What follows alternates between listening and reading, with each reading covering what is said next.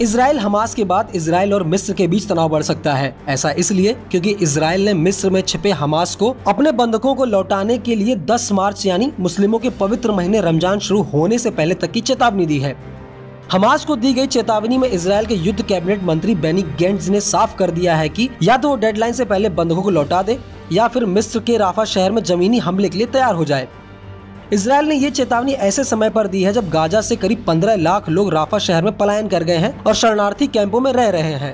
हालांकि डराने वाली बात यह है कि अगर हमास ने इजराइल की बात नहीं मानी तो राफा शहर पर हमले शुरू कर देगा, जिसे लेकर मिस्र 40 साल पुराने समझौते को भूलकर जवाबी कार्रवाई कर सकता है, जिससे हमास को लेकर इजराइल और मिस्र के बीच युद्ध हो सकता है। और इसे लेकर यूएन समेत अंतर्राष्ट्रीय एजेंसियों ने चिंता जाहिर की है कि राफा शहर पर कोई भी हमला नरसंहार का कारण बन सकता है।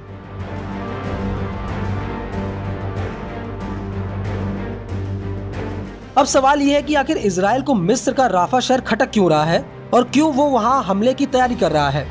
दरअसल राफा शहर में गाजा के शरणार्थी रह रहे हैं, लेकिन इजराइल का दावा है कि शरणार्थियों की आड़ में हमास के लड़ाकों ने राफा में अपना अड्डा बना लिया है और वो वहां से इजराइल पर हमले की योजना बना रहे हैं।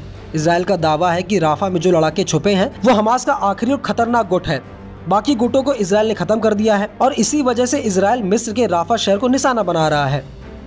इसके अलावा इजरायली सेना का दावा है कि हमास ने शरणार्थियों की आड़ में इजरायलियों को बंधक बनाकर राफा शहर में छिपा रखा है।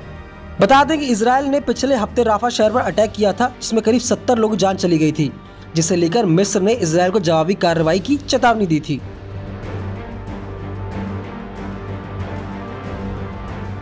इजराइल और हमास के बीच 7 अक्टूबर को अचानक शुरू हुए युद्ध को करीब 140 दिन बीत चुके हैं। इजराइल हमास के लड़ाकों को चुन चुन कर मार रहा है। इजराइल के हमले से गाजा में रहने वाले 29,000 लोग जान गंवा चुके हैं। करीब 69,000 लोग से ज्यादा घायल हैं, जबकि हमलों में हजारों घर तबाह हो गए।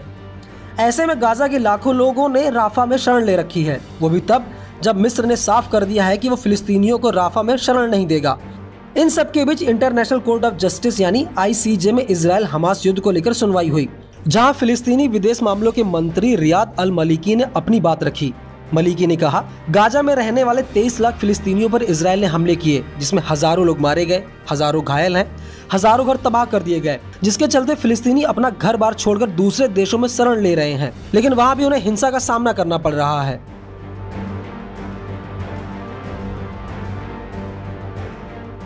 10 मार्च से रमजान शुरू हो रहे हैं। रमजान को मुस्लिमों का पवित्र महीना माना जाता है, लेकिन हमास के साथ चल रहे युद्ध के बीच इजराइल ने यरूशलेम की चर्चित मस्जिद अल अक्सा में मुस्लिमों की एंट्री पर प्रतिबंध लगा दिया है।